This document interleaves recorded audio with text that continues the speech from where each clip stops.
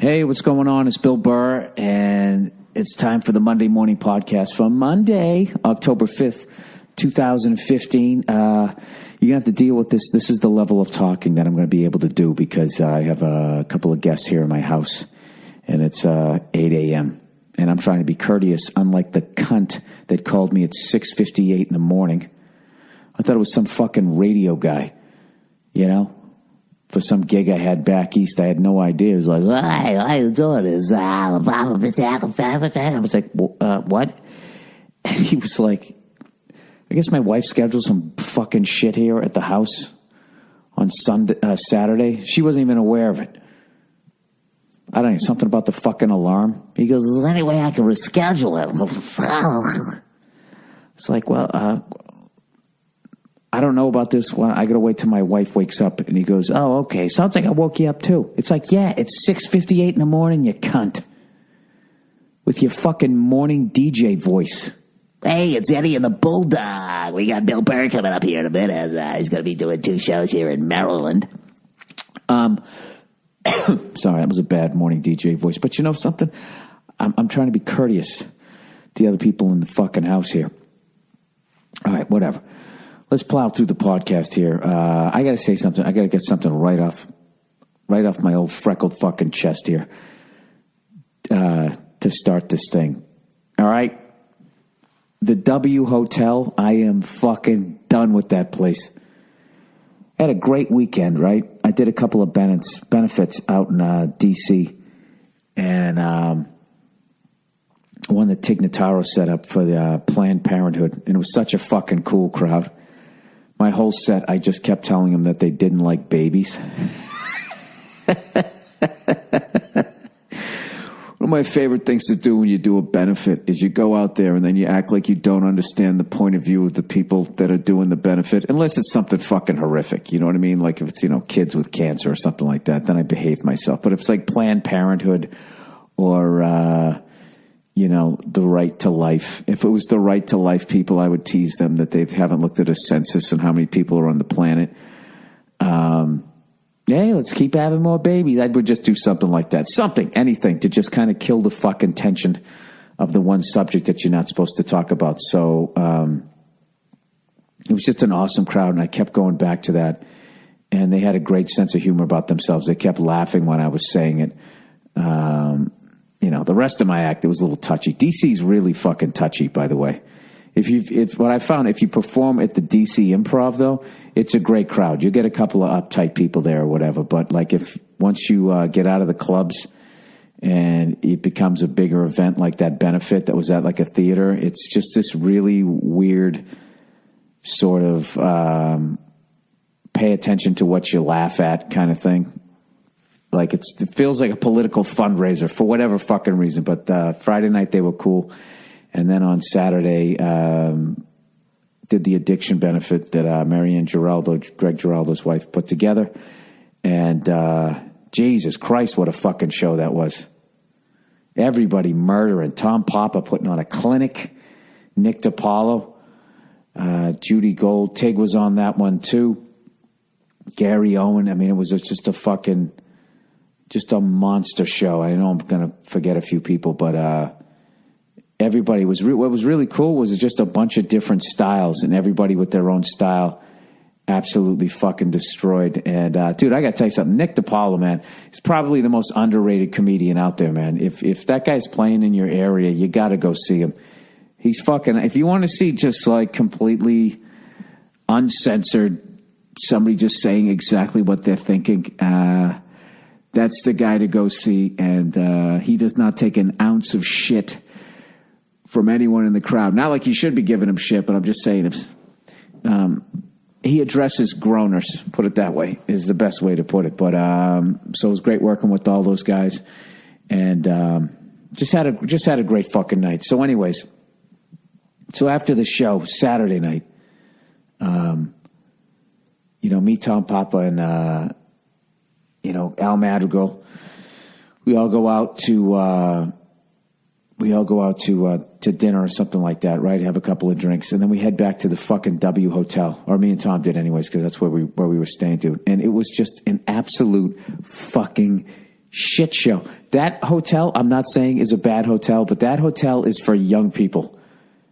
It's not for a 47-year-old fucking freckled douchebag like me. I just couldn't get over the level of shit-faced.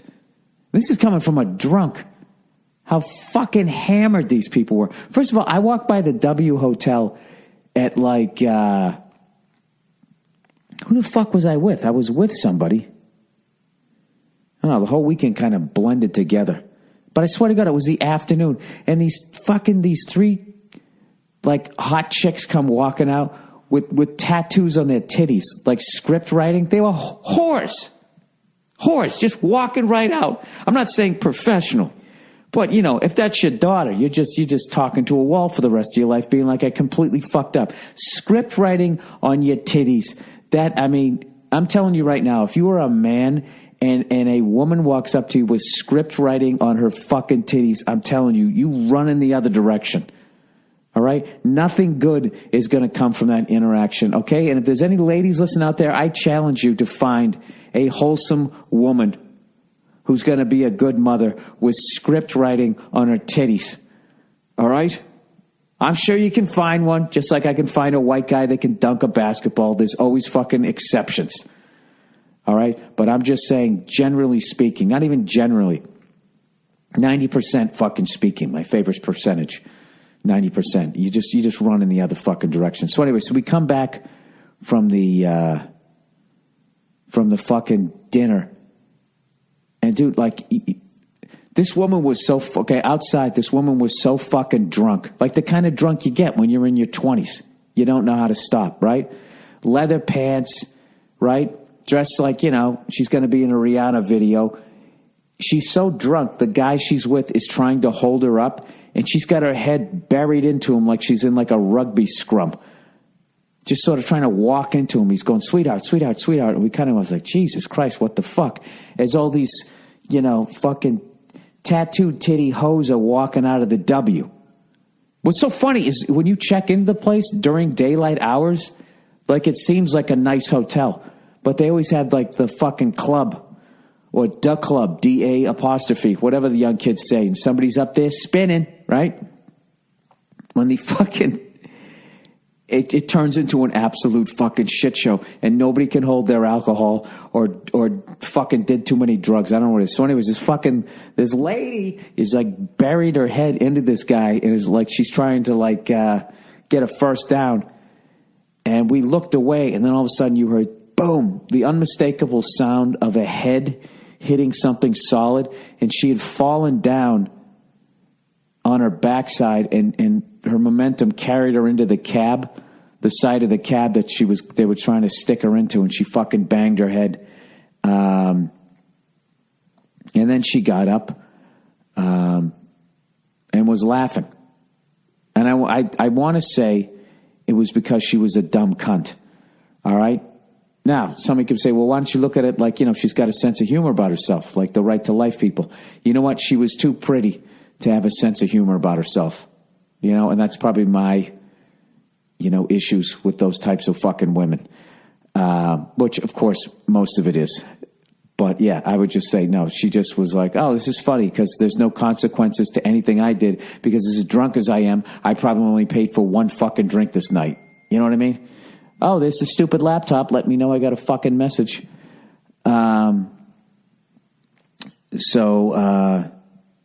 Yeah, I think she just was enjoying the attention. And then her boyfriend finally snapped and was like, will you shut the fuck up and get in the fucking cab? And she was still laughing.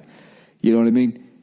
And I bet when it happens again, she'll laugh again because no one will ever slap the shit out of her because she's a woman and it's against the rules. You know what I mean?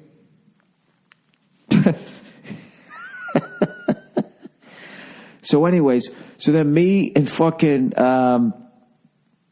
Tom walk into the, not saying that you should slap the shit out of a woman, but, you know, there is something to be gained every once in a while. When you're truly in the wrong and somebody just slaps you in the fucking face and, you know, all you have to deal with is this stinging pain for like about 8 seconds. There is kind of a, what do I think about some of my behavior over the last couple of minutes? Another great advantage to being a guy. Also, you can have a beard, so you can kind of cushion the sting of the slap. Is he advocating domestic violence? So then we go into the W Hotel.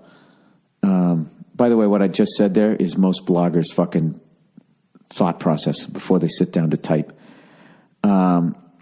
Anyways, so we go into the fucking W Hotel, and we're standing there just like weaving our way through unbelievably fucking shit-faced people. There doesn't seem to be any sort of concern as to how these people are getting home, if they're driving. It is a city, so I guess everybody was sort of cabbing it or Ubering it. I don't know what the fuck they were doing. So we're weaving our way through these people. We get to the fucking... You get to the elevators, and they got 3 elevators. One of them goes up to the top where the bar is. It's basically the shit show elevator. And then the other 2 is for fucking old people who just want to go to their room and go to bed. And, of course, the shit-faced people keep getting on the wrong elevators and all that type of stuff, right? So as we're standing there, all of a sudden, this sea of fucking guys walk in wearing tuxedos, and for some reason they have these little stuffed animal ponies with them. And they just all come filing in to go to bed. And I'm looking at Tom going, oh, fuck these guys. And they're fucking drunk as hell. And the guy shows up next to me and goes, you want my pony? This fucking guy, right? These guys were like over the top gay, and they had like these Hitler Youth haircuts. It was really fucking bizarre. And they had tuxedos and these stuffed animal ponies or some shit. I don't know what was going on. I have no idea what the fuck was going on. So we skip an elevator, and then wait for the next one to come. And by the time the next one shows up, there's another fucking herd of Hitler Youth gay guys with ponies trying to get in this, as you have scripted titty drunk girls trying to figure out how to get up to the fucking top of the place so they can get even more shit-faced. So anyways, we finally get on the fucking elevator. And,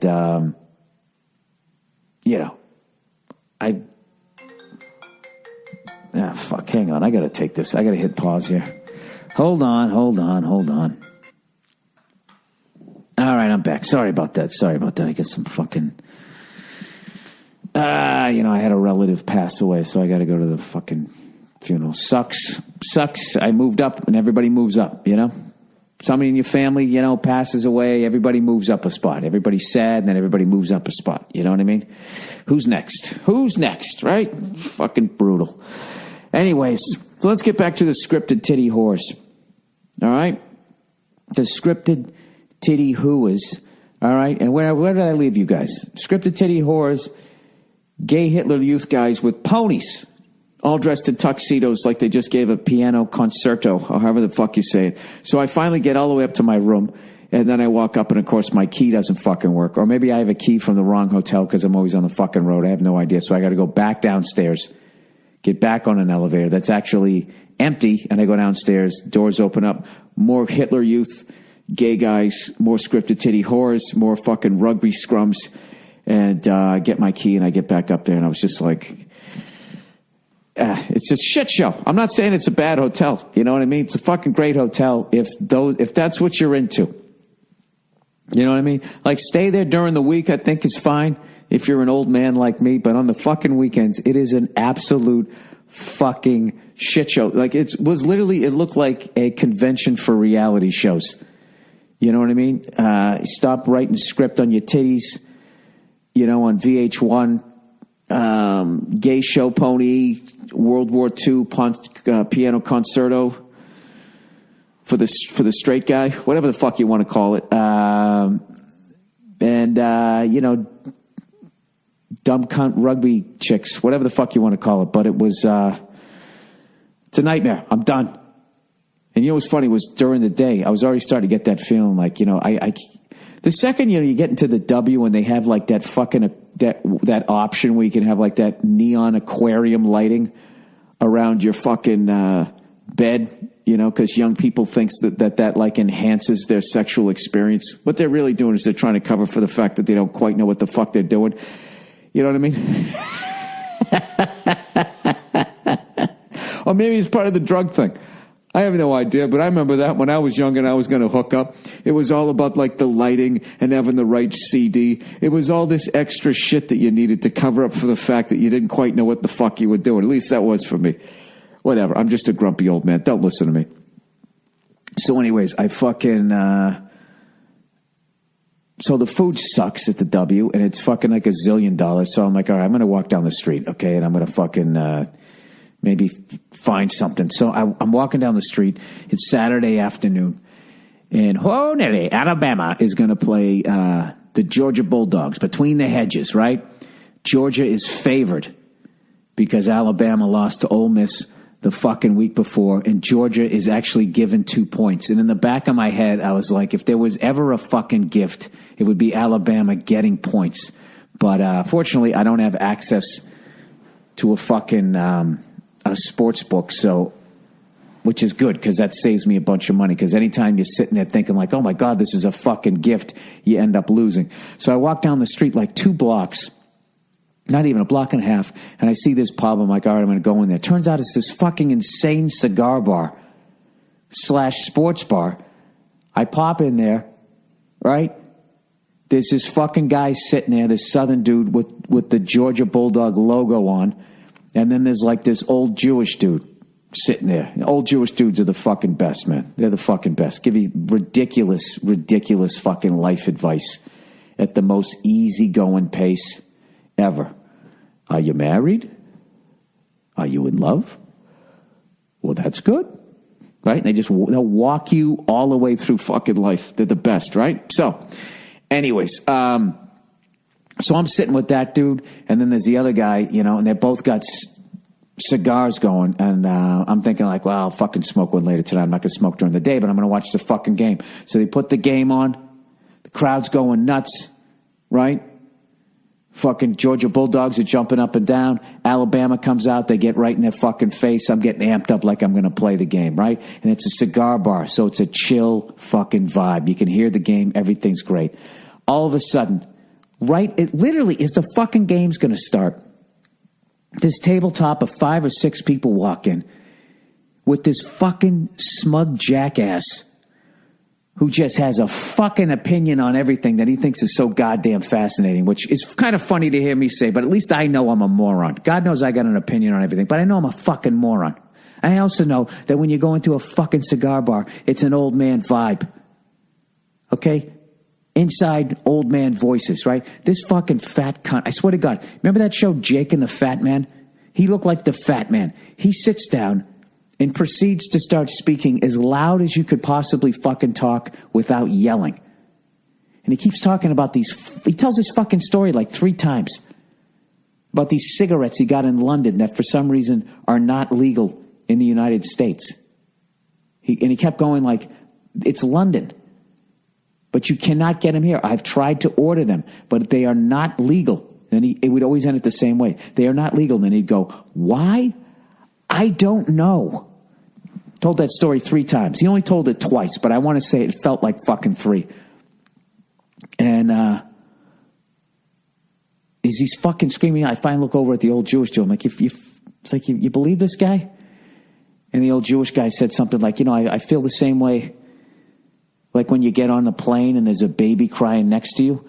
And I laughed. I go, yeah, but this guy should know better.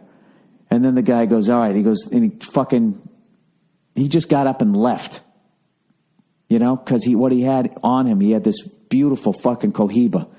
And he knew better. He's like, I'm not going to fucking sit here and smoke this unbelievable cigar with this fat fuck screaming across the goddamn room. Right? That'd be like if you had like a great glass of wine and the whole time you're drinking it, there was some guy yelling in your fucking ear. So he gets up and leaves, and I sat there and watched the whole first quarter while simultaneously trying to think of a nice way to ask that guy politely to shut the fuck up. Could somebody please help me with this social moment? Because I was literally muttering over in the corner. Like I'd be like, and no matter how much I tried to be nice, like by the time I got to the end of the sentence, the rage would come in and I would drop the F-bomb. I'd be like, excuse me, sir, I'm not trying to be a jerk here, but you're sort of yelling and, you're in a fucking cigar bar, you dumb cunt. No, you can't do that. Back it up. Sir, I'm not trying to inhibit you from having a good time, but for some fucking reason, you don't give a shit that you're doing that to me. You fat fuck, right? Just kept going like that, right? So I never ended up saying anything, and I finally, I don't know, I left after the first quarter, and I went back to the fucking W Hotel. And by the way, Jesus Christ, huh? Alabama coming back, answering the bell. Absolutely fucking kick the shit out. The only thing, the more they could have done was rip the hedges out of the fucking ground. And God knows I was rooting for Georgia. I don't even hate Alabama. It's just you have to root against them. They're so fucking good. And you know what? I forget the guy's name. Who's that number 2, that running back that Alabama has? Jesus Christ, that guy's a fucking beast. I don't know the names. I know number 7 on LSU is a monster. This guy, number 2, like they're making these new kinds of fucking running backs. I don't get it. They're built like fullbacks, but they run as fast as running backs. And then they lower the shoulder and they just absolutely destroy people. But unbelievable college matchups this weekend, but none of them turned out to be the games like the back and forth that you thought they were going to be, huh? Fucking Alabama kicks the shit out of Georgia. And then Florida, who was also undefeated but was getting no respect, was playing Ole Miss in the swamp. And everybody's thinking, well, Ole Miss beat Alabama, right? They're going to have their way with Florida. And Florida absolutely kicked the fucking shit out of them. I got to see that game, too. I watched the replay last night. And then Notre Dame Clemson. I was rooting for Notre Dame because I'm going to the Notre Dame USC game. And I was obviously hoping that Notre Dame would win so they'd be undefeated and the game would mean even more when they played USC. And as far as I can tell, they got handled because I haven't seen that game yet. That game was going on while I was doing the Geraldo addiction benefit. And but one of the stagehands had the game going. I just know it was like 14-3 forever. They kind of went out early. But the only game that was really fucking close and exciting was probably a game nobody thought was going to be, which was Ohio State versus Indiana, which I ended up turning on towards the ending because Georgia just couldn't answer the fucking bell. So I ended up putting that thing on, and what a fucking game that was. I love how OSU kept thinking they put Alabama to bed, put them to sleep. Like they had that one touchdown pass, and the guy does the old slit the fucking throat thing. Like, that's it, nail in the coffin, which, I felt it was too. And Indiana just kept coming back. I didn't even know Indiana was that good. They were also undefeated. So what I'm trying to say is that when I wasn't weaving in and out of scripted titty whores this fucking weekend, is I watched a lot of goddamn football. I'll talk NFL here in a minute. Let me get back to the, I got to do a little bit of advertising here. Sorry, I have to hum my password or I forget it. Oh, Jesus Christ, you got to put in 50 fucking goddamn things now. And, of course, it's wrong. And, of course, it's fucking wrong. It's just my fucking podcast. Why the fuck? I mean, my laptop. Why the hell would I know how to do it? Come on. Bam, there we go. All right. Let's get into the reads. Let's get into Bill Burr reading out loud. Oh, Jesus. Oh, Jesus. All right. Dollar Shave Club, everyone. Stop shaving with old razors. It's gross. Why are you torturing yourself with a gross old blade week after week? You know why? Probably because you don't want to shell out $1 million for a pack of new ones. DollarShaveClub.com has revolutionized the way men shave. With Dollar Shave Club, you can shave with a fresh blade as often as you want because they deliver a whole sleeve of amazing razors for just a few bucks a month. Their razors are so good, millions of guys have joined. With that and the fact that the other ones are completely overpriced. Even the billion-dollar razor corporations are freaking out, but instead of lowering their bloated prices, what are these cunts doing? They're trying to fool you into milking the same blade for an entire month, and that's gross. They've price gouged us for long enough. Never go back to squeezing weeks and weeks of shaves out of disgusting, rusty blade. Join Dollar Shave Club and use a fresh blade whenever you want. It feels amazing, and it's a third of the price. Your face will thank you. All right? Who wants to go to work with razor burn? Then have that fat guy telling you got to work the weekend. You know what I mean? Don't you want to be nice and Feel nice and good when that guy slaps you in the face. Join the millions of others who's figured out the smarter way to shave. Join DollarShaveClub.com by going to DollarShaveClub.com/Burr. That's DollarShaveClub.com/Burr. Hey! DollarShaveClub.com/Burr. All right. Oh, Jesus. Here we go. Boo-doop, boop, boop. Me-undies. Me-undies. No more sweaty taint. Boo-doop, doop, doop. Me-undies. Me-undies. They're great. Don't say they ain't. Sorry, I had to switch it up. They make your balls feel like they're on air. Everyone looks, but you don't care, 'cause your balls feel great and your taint is dry. Don't ask me fucking why. It's Me-undies. Put them on your undercarriage. All right, Me-undies. We all know how sexy confidence can be. Hey. And that confidence comes from being comfortable. But how great can you feel if your underwear is wrinkling and riding up on your balls there? Creeping up your ass there. MeUndies gets it, and that's why they've created the world's most comfortable underwear for a daily dose of confidence. You wear underwear every day unless you're Matthew McConaughey or a scripted titty. That's 365 days a year, rain or shine. You need to be extraordinary without an insane price tag. MeUndies understands this, and that's why they've created the world's most comfortable underwear. Luxury for your balls at half the retail price you'd find anywhere else. When you look good, you feel great. It's a cliche because it's true. MeUndies understands this, and that's why they've designed underwear that makes you look and feel fantastic. Modal. MeUndies is made from modal, a fabric that's twice as soft as cotton. That's twice as soft. What is it? Is it from the modal tree, or is this man-made stuff? Who knows? But who knows how soft cotton is other than men, who have cotton up against their balls. That's twice as soft as whatever underwear you're wearing right now. MeUndies has tons of colors and styles, and the only place to get matching pairs for men and women. They even release a new design every month. I wear whatever pair that they ever fucking send me, and they feel great against my balls. No complaints here.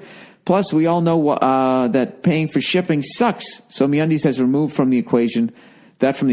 All orders in the U.S. and Canada ship for free. MeUndies even gives you a money-back guarantee if you don't love your first pair, and you get to keep those for free. You literally have nothing to lose, all right?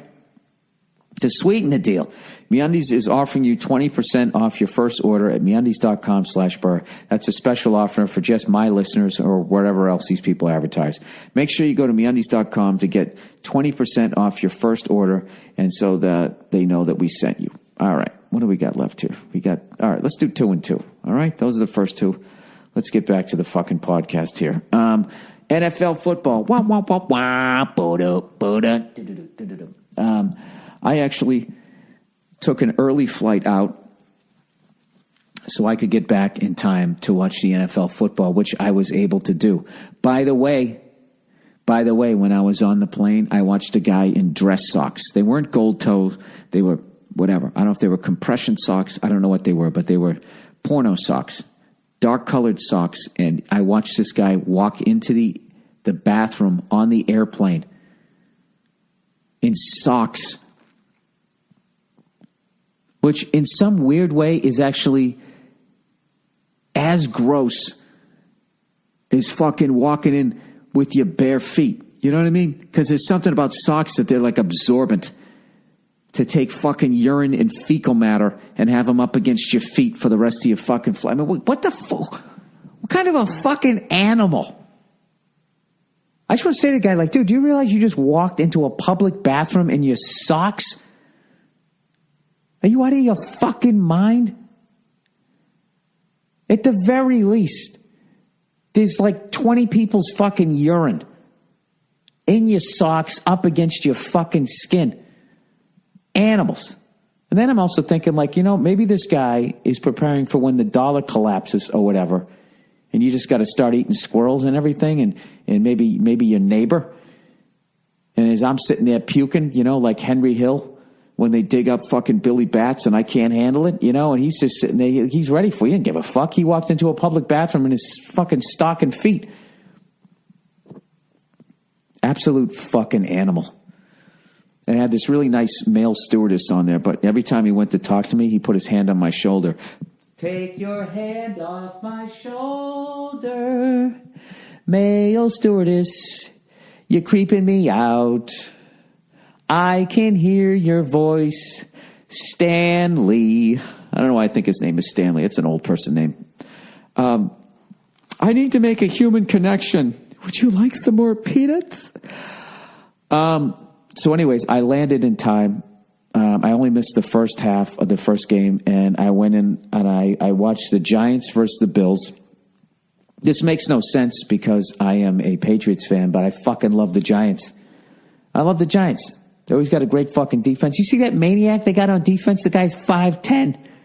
This guy's 5'10". I'm so impressed my voice is cracking. The guy's 5'10", playing on the defensive line, plowed through two guys and got a fucking sack. Guy's a fucking animal.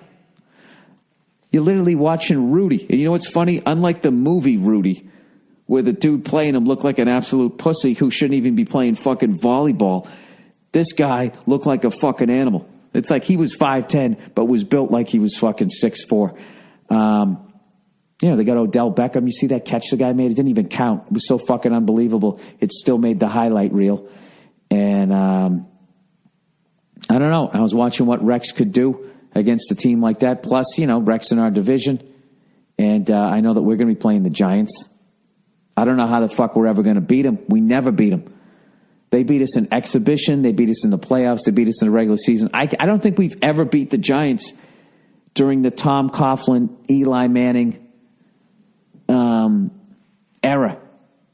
I wonder when the last time we beat them was. I'm sure some fucking nerd will go out there and let me know or tell me that I'm wrong. Oh, actually, in fucking all right, any significant game, they always kick our fucking ass. So, but I always love defensive-minded teams. So even though they beat us, I mean, what am I going to get mad because they always beat us? That's on us, right? Figure out how to fucking beat them. So anyway, and I also love watching Rex lose. It's fun, and if I can watch him lose while he wears a pink hat and headsets, I mean, that's even better. So I watched that. Still, Buffalo looked pretty good, man. And I think their quarterback there, what is it, Travis Tritt, the black version of that name? I don't know. Trayvon Third-Guild? I don't know what his fucking name is. Sedale Threet. He looked fucking great. He didn't look great, but he looked way better than when we were playing him when he was throwing it like 90 miles over everybody's head. Looked like he settled down and everything. So I got to watch the Bills lose, and then I watched the Packers actually play a surprisingly tough game against the 49ers. I thought that they were going to crush them, but as much as the score looked like it was a one-sided affair. Listen to me, using all the sports cliches. I thought 49ers played really tough. And then I watched the fucking Saints game, Cowboys game, and I had that game fucking recorded. What a goddamn game. Watched it all the way to the end. And the one time I don't add the extension, right as they're lining up to take the field goal, to tie it up, my fucking, my recorder cut out. So then I had to go on TV, and I was just sitting there, all right, it's a 30-yarder, they hit the fucking thing. And it turns out they missed it. And evidently they missed it because some guy with a giant white belly, what I looked like a few months ago, lifted his shirt up and fucking distracted him. And but Saints still ended up winning the fucking game. But I don't know. I just realized I don't know anybody's name. I could sit there and I can watch the whole fucking game. I don't know anybody's game. Who's the Cowboys' backup? He's one of those unfortunate guys who's a quarterback, who does not look good when he was wearing a helmet. He's got those baby fat cheeks, so it all mushes in together. He looks like Stan Humphries. You know what I mean? That's just so unfortunate because, if you're going to stand back there and have 6'4", 6'5" guys who run 4.40s coming in to fucking lay you out, you can at least be getting a ridiculous amount of ass, right? You know what I mean? You can have, you can have a cute little face like old Tony Romo there. As he's sitting there wearing the Tom Landry hat. He's got his arm in a sling. That's all women give a shit about in Dallas. Oh, I just want to rub his shoulder. What did he break? Was it his collarbone? White gold. Anyways, whatever that guy's name is, I thought when the Saints went ahead, I was like, they don't have it in them. This guy's a game manager. They don't have it in him to come back and score. And lo and behold, they went right down the fucking field and they scored. And it was great to see Tony Romo really being happy for his backup, right? He knows he still has the job. He knows he's better. He knows he looks better in a fucking helmet. He's going to sell more merch, right? I don't think I would look any worse in a football helmet on a close-up on HD TV than that poor son of a bitch that's playing for the Cowboys. But God damn it, he got the job done. Drove him right down the fucking field, right? Threw it to that tight end that's been there forever. J.J. Witten, J.J. Stokes, whatever the fuck his name is. I don't know anybody's name anymore. I don't play fantasy football, all right? I'm a man. I'm over 40. I'm actually thinking about starting to play fantasy football just so I can fucking learn the players' names again. I actually... I'm embarrassed to say that I went on the internet to see, look at some of the stats of like the top receivers, and I didn't know anybody's name. I didn't know anybody's name as far as running backs went. I know Marshawn Lynch. I know Ray Rice. And I think that's it. I don't know anybody else. I kept hearing names from the SEC going, didn't that guy play for Arkansas? Didn't that guy win the Heisman Trophy? Darren McFadden, didn't he win the Heisman Trophy in 2009? I think he was on the Saints. And then the fucking, the guy from Arkansas was on the Cowboys. I don't know fucking anything anymore. I don't know what happened to me. I don't know what happened to my fucking life here. I used to know all of this. You know, I used to collect football cards. That's what it was. That's what it was. Anyways, but it was a great whole fucking, a great weekend of watching football. And then as always, I tell you what I do is I taped a 1 o'clock game, and I taped an extra 1 o'clock and an extra 4 o'clock game. And I also still have the Notre Dame game to watch. So tonight is Monday Night Football. I can watch that. Tuesday night, I can watch the 1 o'clock game. I don't give a fuck that I know what happens. It's still fun to watch. Wednesday, I can watch the 4 o'clock game. Thursday, you got Thursday football. Friday, I'll watch the Notre Dame game. And then Saturday, it starts all over again. There you go.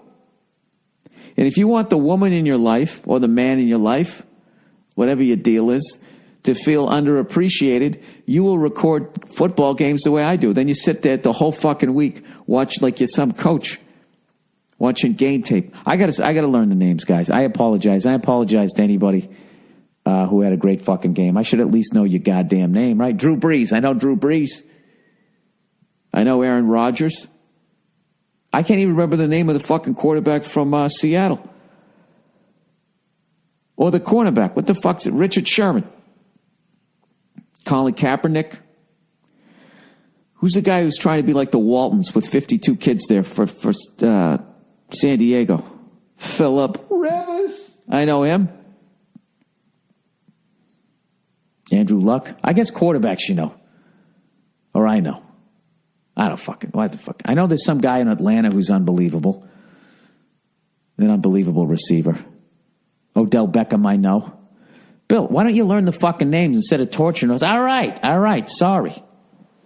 My mistake. Oh, hey, listen, I got to give a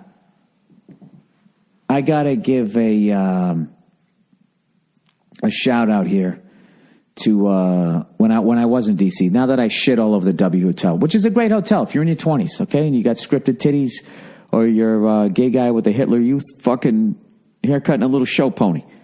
You know what I mean? Or you're some fucking hottie with leather pants who's into rugby when you're drunk. I got to give a shout out here. One of the great things that I found when I was in D.C.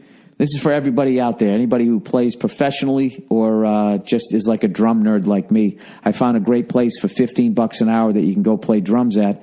It's called 7 Lessons Drums in Washington, D.C. I showed up there. I played for 2 hours on Friday and 2 hours on Saturday. I could not have had a better time. I went to 2 different drum rooms. The drums were top-notch. They were tuned up. They sounded great. And, I mean, that's, to me, when I'm on the road, you know, and that's one of the greatest days of my life. If I can be on the road and I can just for 2 hours during the day, you know, to combat the fucking loneliness and all the bullshit that goes on when you're out there just sitting there, you know, sitting there on a Thursday when there's nothing on TV. Dude, an ESPN at 2 o'clock in the fucking afternoon is one of the funniest things you're ever going to watch. Like, did you see that former Jet making fun of Tom Brady? It was hilarious. He gave it up. He said he's arguably the greatest quarterback of all time, but he's a nerd. What do you keep calling? He kept saying corny. You guy's corny. How many air high fives is this guy going to miss? Just trashing him. It was fucking hilarious. I would think if Tom Brady heard it, he would laugh. And then they went back to Skip Bayless, and you would have thought somebody spit on the fucking World Trade Memorial. He's like, his comments were despicable. I would guess that they're possibly born in jealousy. As people know, I am a huge fan of Tom Brady. I don't agree with those comments. It's just like, dude, are you fucking serious right now? And what it is it's 2 p.m. They've already shown you the highlights. Nothing new has happened, and they just got to try and milk it for all it's worth. So there's nothing more to do.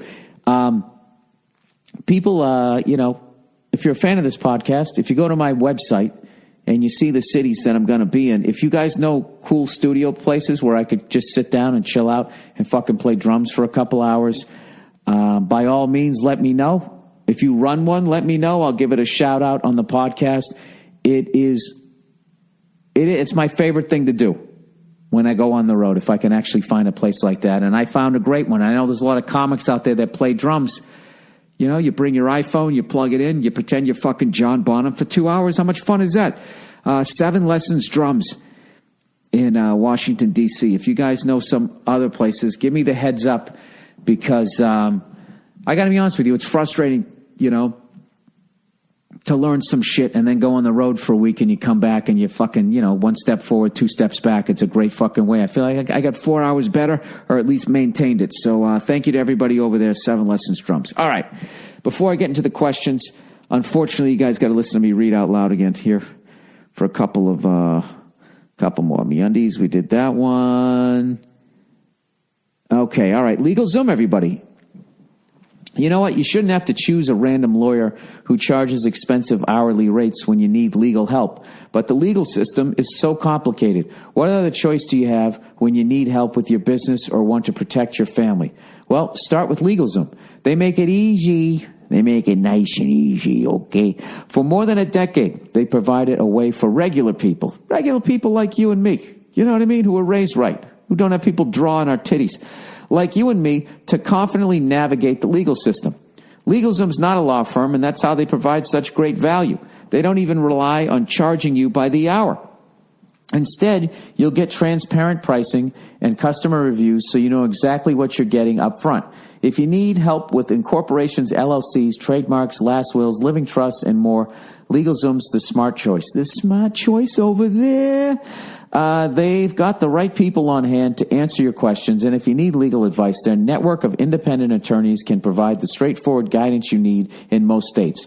Don't let legal hurdles become an excuse. Go to LegalZoom.com today to start building your own future the right way. To save even more, enter Burr in the referral box at checkout. That's LegalZoom.com, promo code Burr. All right.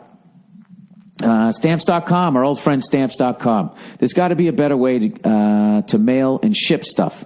Going to the post office takes up too much time. Leasing a postage meter is way too expensive. Turns out there is a better way. What is it? Well, it's Stamps.com. With Stamps.com, you can buy and print official U.S. postage for any letter and package right from your desk, using your own computer and printer.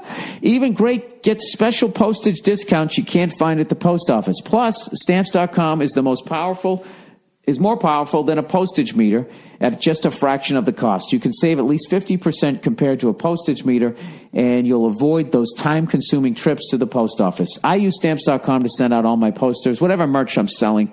Speaking of which, I'll be bringing DVDs, but the last batch of DVDs that I have, I'm bringing those out on the road, and they're all going to be autographed because I'm getting them out of the garage because I'm turning my garage into my little Ninja Warrior gym. I got my atomic holds.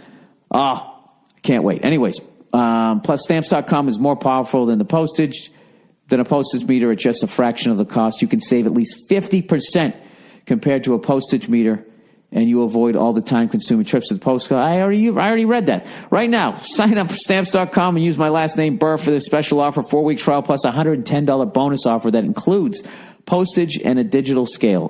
Don't wait. Go to Stamps.com before you do anything else. Click on the microphone at the top of the homepage and type in Burr. That's Stamps.com. Enter Burr. That is correct.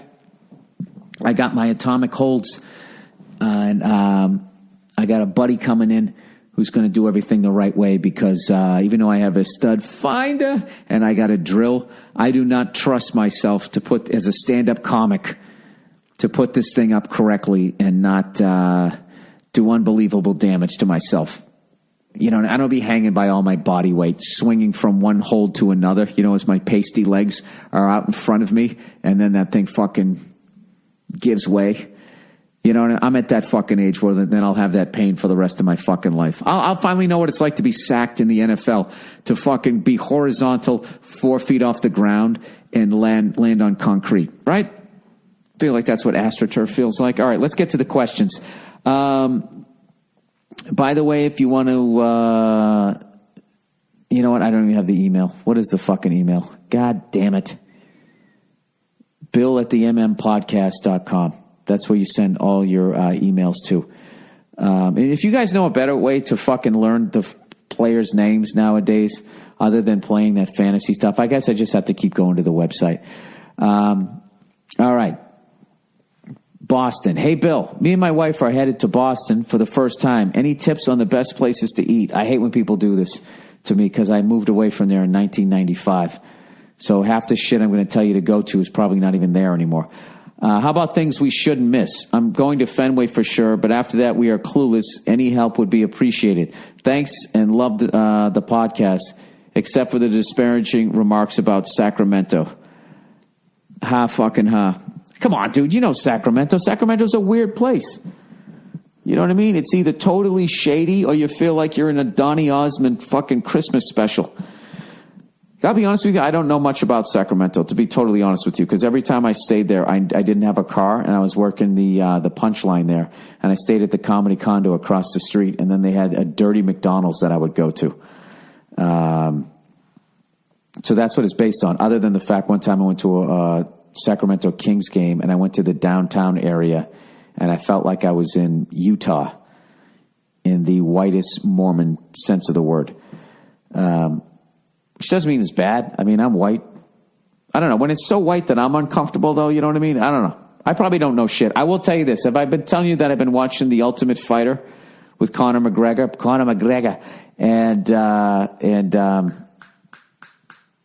Fuck. What an asshole. I was just going to give him props of how fucking funny he's been. Uriah Faber. Jesus Christ, I got to stop talking on cell phones. Dude, that guy has been fucking... I knew Conor McGregor was going to be funny. That's why I was tuning in to watch. But who knew how fucking funny Uriah was? Haven't I already talked about this? When McGregor was talking shit to him about what the fuck he would do to him, and then he just looks at him, he goes, Conor, do I strike you as a fearful man? And he keeps making fun of Conor's big fucking head, which I don't even think he has a big head, but I think it's starting to fuck with them. Anyways, it's funny, man. It's a great goddamn show. And it's fun watching two guys talking shit, knowing that neither one of them is full of shit, knowing that both of them know how to fight. You know what I mean? So many times when you sit there, you're watching guys talking shit, I'll fucking do this, I'll do this, yeah, you don't want to fuck with me. It's usually people bluffing, like me. You know what I mean? Oh, my good friend Joe DeRosa. I'd never seen a guy who knew how to fight less, talk more shit in bars, but he just did it with supreme confidence. As he was backing up, and the person would never take in that information, he'd always kind of psych him out. Joe's got this way of scrunching up his fucking eyebrows and making this face, even though he's got glasses on, you know, and he looks like he works at a library. You can think, well, maybe this guy knows some shit. Maybe this guy's fucking crazy. So anyway, so it's great to watch them talking shit. Just professional fighters.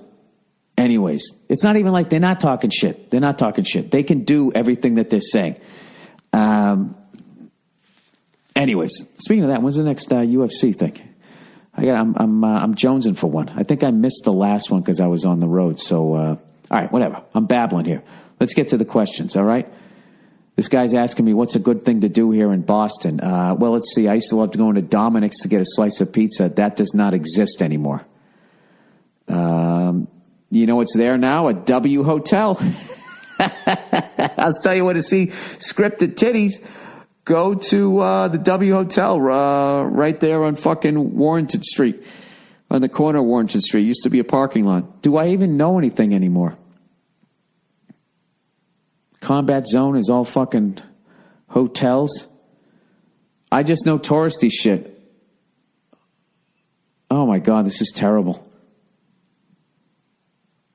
The Swan boats.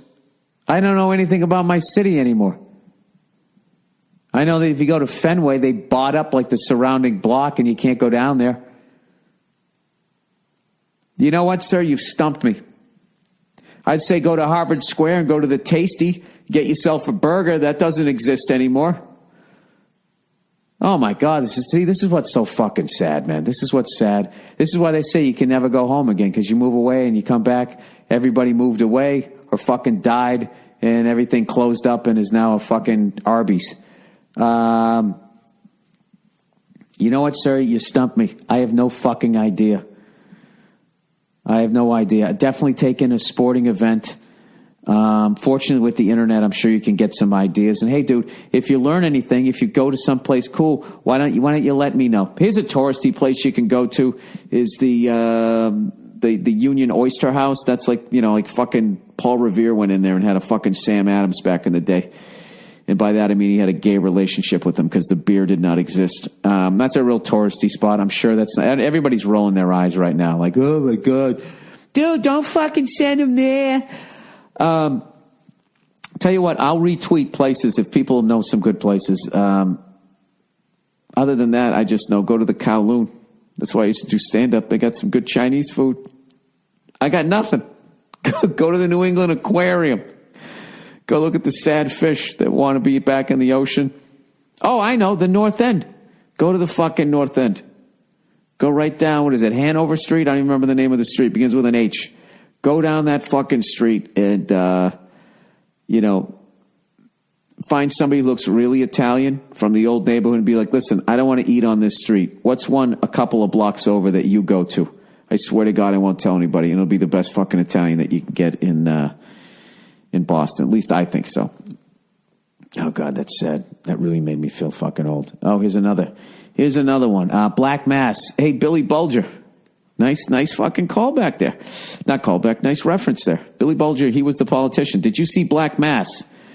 He said, I'm usually a pretty easy critic, but it was pretty rough. Nothing really happens, and what does happen has been refuted by everyone who knows the story. Well, you can say that about every fucking movie.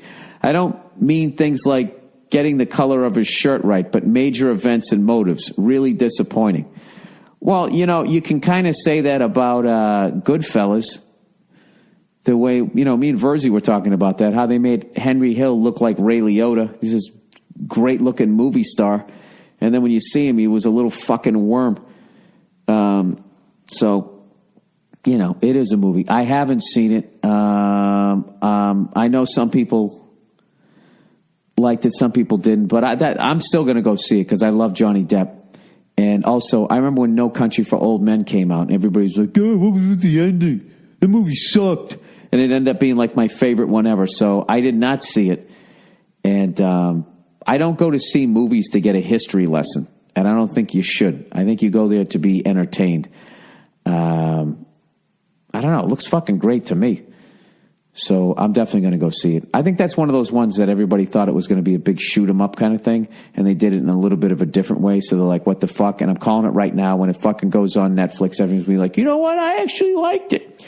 Verzi liked it. So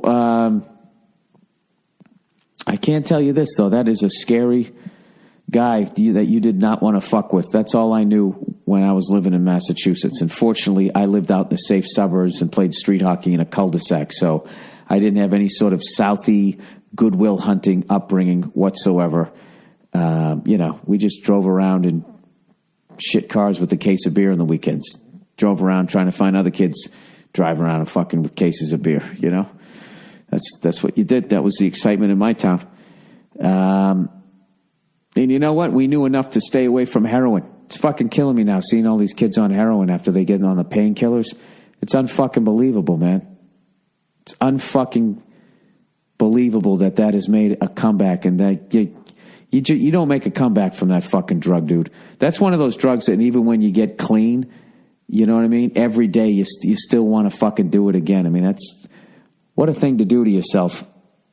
I don't think that that's worth it, you know, to put it to the biggest understatement ever. Major fucking problem, though. It's a fucking problem in Massachusetts. It's a problem in Vermont, Maine, all these places I'm going to that were like the kind of places you used to go to get away from that shit. It's out in the suburbs, man. It's a fucking epidemic. Anyways, all right. Wife thinks I'm nuts. Hey, Billy Da Vinci. My wife thinks I'm losing my mind. Well, join the club. A couple weeks back, I told her that I, at the ripe age of 49, want to learn how to paint. Dude, that's fucking great. That's fucking... Dude, this is the thing, man. If you want to stay excited in life and if you want to fend off depression... Like, this is a really depressing week for me, man. My uncle passed away, and he's just the greatest guy ever. And there's that thing, you know, knowing I'm never going to see him again. And then that other thing as far as, like that level of my relatives, one of them passed away. Like, he's the first one. And, like, I'm the next wave. And you just start doing the math in your head and how quick the last decade went by. And it's like, oh, my God, I'm going to fucking be that guy. In like 2 months, you feel. So you can't stop the clock from ticking, but, you know, nobody can stop you from enjoying yourself or having a good time unless you let them. So, you know, I think that's how I ended up, you know, I don't know. I am a big fucking believer in learning how to do shit.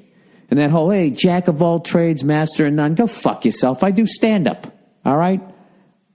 I do that thing. I'm never going to master it because the second I think that I've mastered it, I'm going to stop growing, and then the depression comes back. Like, for me, when I'm standing still and I got time to think and contemplate, like, however I'm wired, it puts me in a fucking funk. So I'm always chasing that next fucking carrot thing. Like, I'm learning how to smoke meat. You know, I was going to try to smoke some ribs this week, but I got to go to the funeral. I'm hoping, you know, I can maybe give that a shot this weekend. But, you know, playing drums. I learned how to fly a helicopter. I got into old cars and stuff. And, you know, and I have like, you know, I don't have a tremendous amount of knowledge in any of that shit. But other than, obviously, I got my pilot's license. I had to know what the fuck I was. I kind of know how to do this. I'm doing a flight this week where I'm going to land at El Monte, and then I'm going to do a lap around the Rose Bowl, which is so fucking cool. I'm starting to, like, my big thing right now before I get instrument trained is I really want to get comfortable on the radio. And, you know, I already did the advanced auto rotation class, so I know I can get that thing to the ground if the fucking engine cuts out, which was the big thing for me. So now I'm past that fear that I know if something bad happens, I know I can get to the ground, and I have fucking confidence in that. So now my next little hurdle is I got to get comfortable on the radio, you know, and know what to say and just get better at listening and looking for traffic and all that type of shit. And the only way to do it is to go fucking do it. So, getting back to what you're talking about is you want to learn how to paint at the ripe age of 49. Like, I just love, even the way you're writing that. I mean, I don't want to put words into your mouth, but the tone underneath that is that you shouldn't be trying new things or learning new things at 49. You should be set in your ways. You should have your fucking routine. And for some people, that is comforting. But, dude, fuck that. If you want to learn how to paint, I don't give a fuck if you're 89. It'll keep your mind active as opposed to sitting there rotting in between your ears. So anyways, he said, you know, I'm ripe old age of 49, and I let her know that I want to paint. She immediately changed the subject to shed she immediately changed the subject to the shed, okay, that needs cleaning out. I explained to her that one has nothing to do with the other. I can clean the shed and learn how to paint. I'm self-employed. I brought it up again, and she rolled her eyes. I love my wife, but this has me wondering, what other things has she shot down in the past that maybe I just accepted? You talked about that in your last special. What's my move here? I don't want to pass over this. I'd rather address it and fix it. What's your next move? To go down to the art supply store and get yourself a fucking easel and some paint, and I would learn how to paint.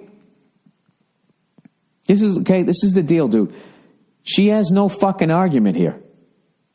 This is like literally you want to learn to do something that's going to make your life more enjoyable. And that's what I would say. I would just say, listen, I want to learn something that's going to make my life more enjoyable and fill me with happiness. And doesn't involve me fucking another woman. So what exactly is your problem, lady? Right? What is your problem? If you want to address it, like, dude, you're going to destroy in this. Just sit down and just say, listen, I need to talk to you about something.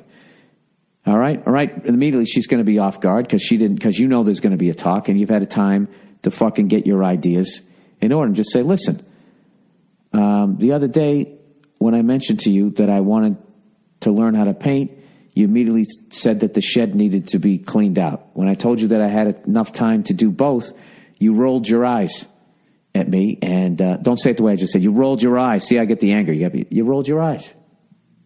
You go back. You bring your head back so you're not getting in a grill so she can actually hear you and she won't be on the defensive.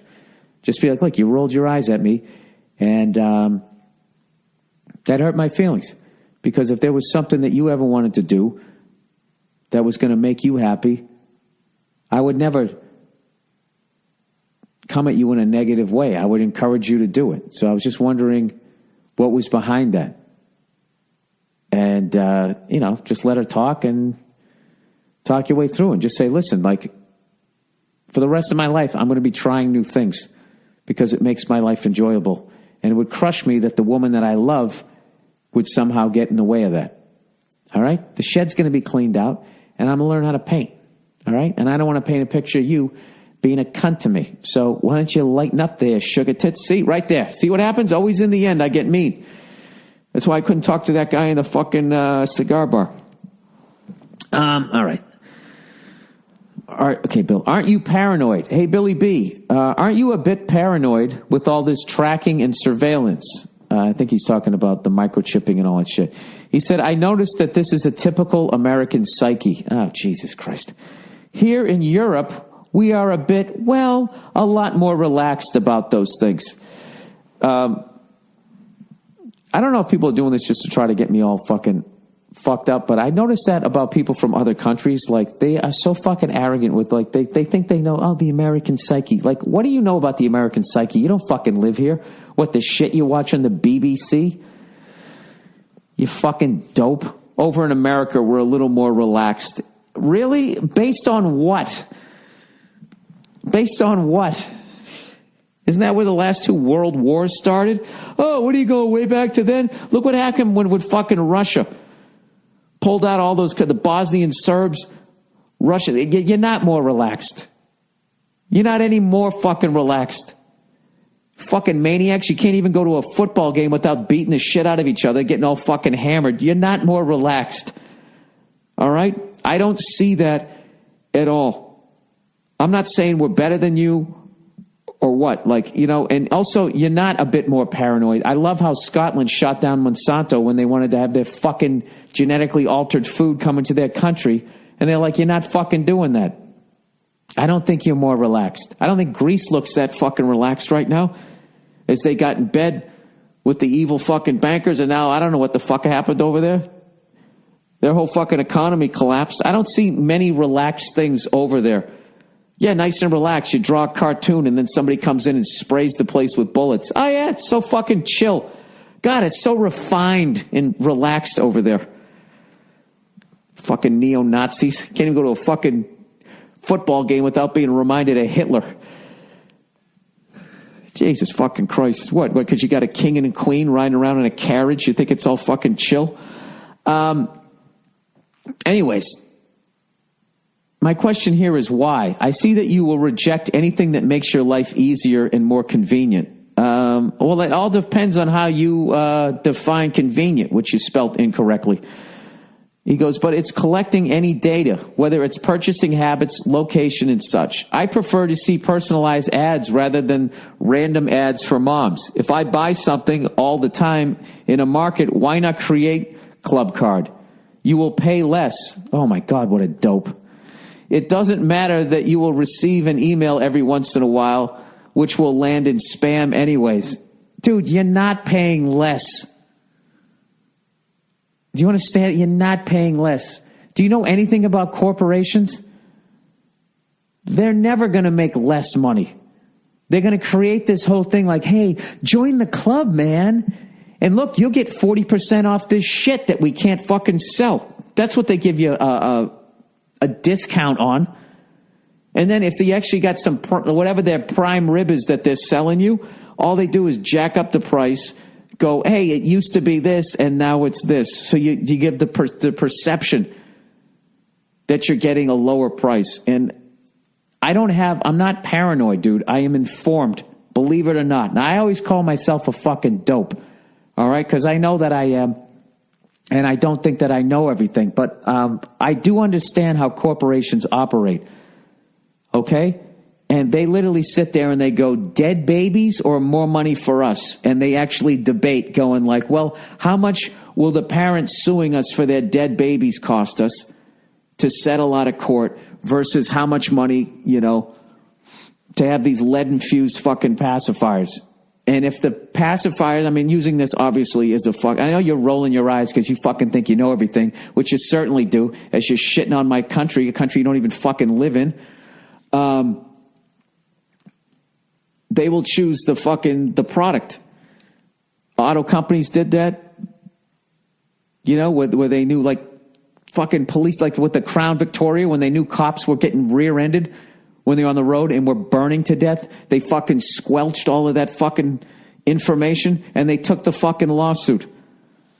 All right? They're not on your side. They're not trying to make your life any easier. What they're trying to do is they're invading your fucking privacy. Like, look, dude, I don't have a problem that you don't have a problem with somebody invading your privacy, okay? But you should have to give consent to that. And what I don't like is I have not given my consent, okay? I didn't give my consent for you to put my fucking bank account information online. They just fucking did it. I don't want to bank online, and they just put it up there anyways. Then I had to go down to the fucking bank and go through this whole fucking maze. And they were very hostile before they would let me take my own banking information off of the fucking internet. That they exposed my entire fucking adult life of working to getting hacked into. They exposed all of that. They made the choice and not me. I think that that's fucked up. And if you think like when you go through history, how human beings have handled any level of power, I'm talking about the average person just getting their own fucking sitcom, what that does to their fucking psyche, okay?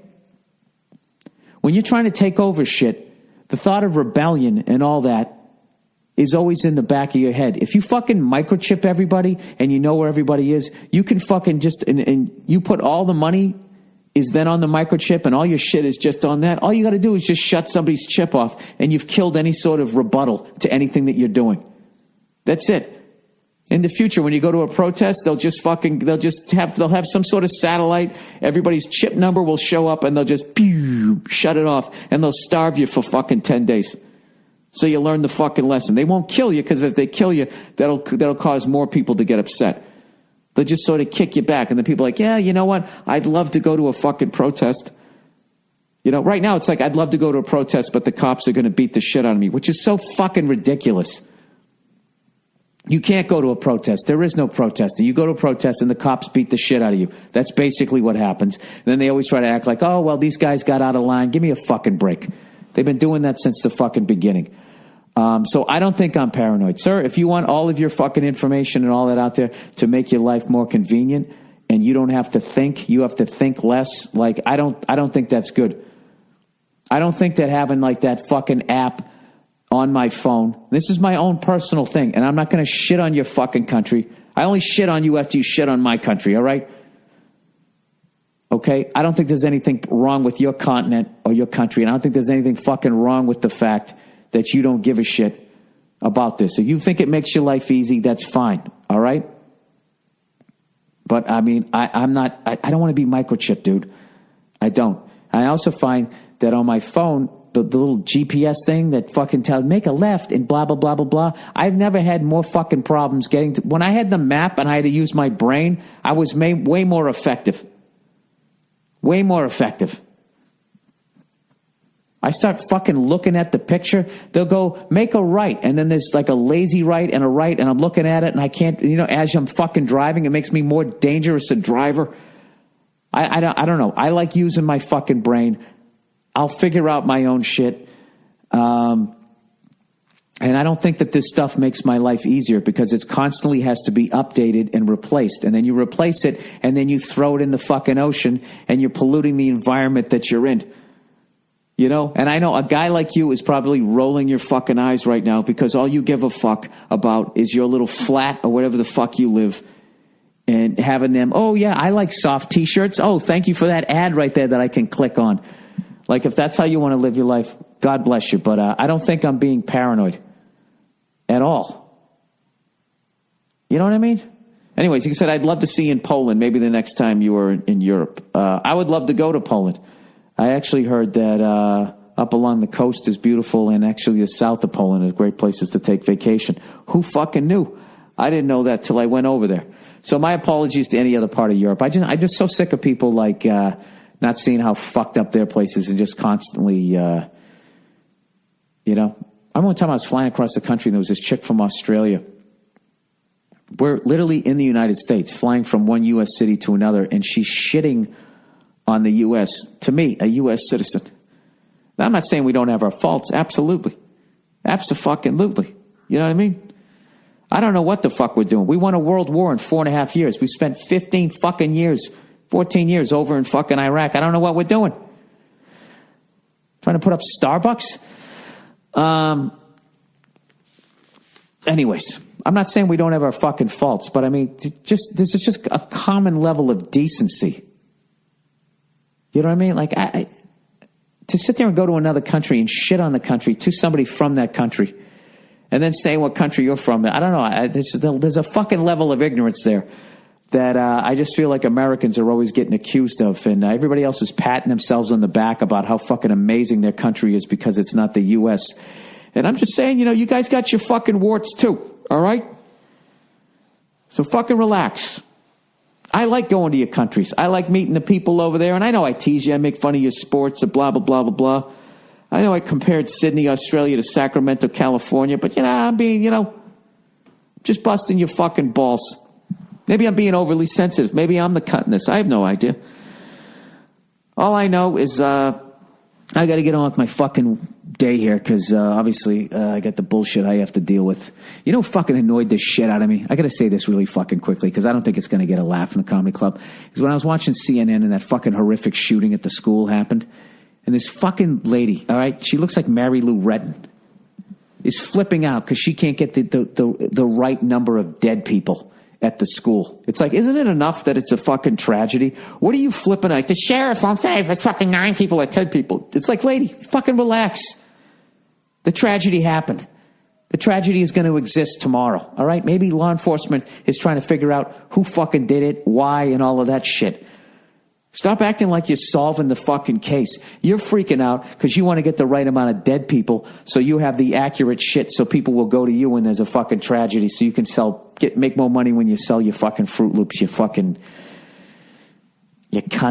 Oh, it fucking annoyed me. She's sitting there screaming and yelling. She says, sweetheart, just go to bed. All right? Just go to bed. I don't need to see, and I don't understand people who sit there and they watch that shit, and then they show the pictures of the relatives and the friends crying, hugging, and all that. Every time I saw it, I would turn the fucking channel. I don't want to see what the guy looked like who did it. I don't want to know his fucking name. Fuck that piece of shit. I don't know if he's alive or dead. If he's alive, they should kill him. They should be, this is the guy who did it, without a doubt, we know this, okay, and you just take him right out in the fucking street, 2 behind the ear, that's it, over. I think they should do that with all sex offenders, all pedophiles, all of that. You can't cure those people. Just take them right out, 2 behind the fucking ear, right? Drag them off, throw them in a pit, bulldoze over them, and then, I don't know, fucking turn the music on. right, that's the podcast for this week, everybody. Well, it got a little sideways there at the end. Look, obviously I'm a little fucking paranoid. I'll give you that. But I think it's a healthy fucking paranoia. You know what I mean? You know, when you're watching cigarette companies going like, I don't think cigarettes are, I don't think they're addictive at all. Ignoring all of their fucking information, right? Government spraying Agent Orange over its own fucking troops, ignoring it, denying it, right? What's the latest one? Oh, that fracking that fucking absolutely destroys the drinking water, and then those corporation guys sit there going like, I would drink that drinking water. Or here's some. Would you like to drink it? No. I don't think I'm fucking paranoid. I don't want those types of people to go around having more information on the public because they're absolute fucking psychopaths. Dude, the head of Nestle doesn't think water is a basic human right. He wants to own the rain. These people are out of their fucking minds, and the president only makes $400,000 a fucking year and needs that guy's money, so they're not going to talk about those guys. Oh, but God forbid you make fun of Caitlyn Jenner in a fucking strip mall, you're going to make the fucking national news. Oh, I'm on my soapbox. Go fuck yourselves, you cunts. I'll talk to you on Thursday.